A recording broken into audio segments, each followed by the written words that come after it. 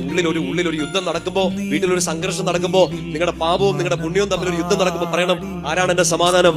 ഈശോയാണ് എന്റെ സമാധാനം. ഈ കുരിശിങ്ങനെ നെടുകയും കുറുകെ നിൽക്കുമ്പോ, എന്റെ ജീവിതത്തിൽ ഇങ്ങനെ നെടുകയും കുറുകെ നടക്കുന്ന എതിര് നിൽക്കുന്ന സകലതിനെയും അവൻ നിർമ്മാർജ്ജനം ചെയ്ത് രക്ഷയുടെ പാതയിലൂടെ എന്നെ നയിച്ച്, എന്നെ സ്നേഹിച്ച്, എന്നെ ശക്തിപ്പെടുത്തി, എനിക്കൊരു സ്നേഹമായി അവിടെ നിന്ന് അവൻ എന്റെ സമാധാനമായിട്ട് നിൽക്കും.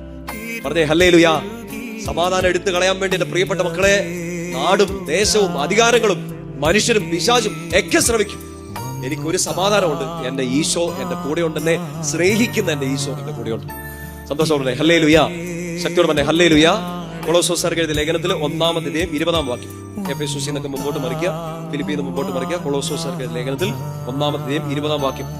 ഈശോ തരുന്ന ആ സമാധാനത്തെ കുറിച്ച് അവിടെ പൗലോസ് ശ്ലീഹ ഒരിക്കൽ കൂടി പറയുന്നുണ്ട്. കുരിശിലാണ് ആ സമാധാനം തന്നത്. 1-ാം അധ്യായം കൊളോസ്യോസ് 1:20 വായിക്കാം.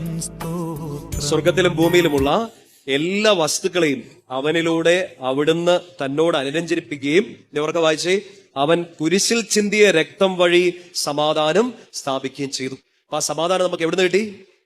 കുരിശിൽ ഈശോ ചിന്തിയ രക്തം വഴി എന്റെ ജീവിതത്തിൽ, എന്റെ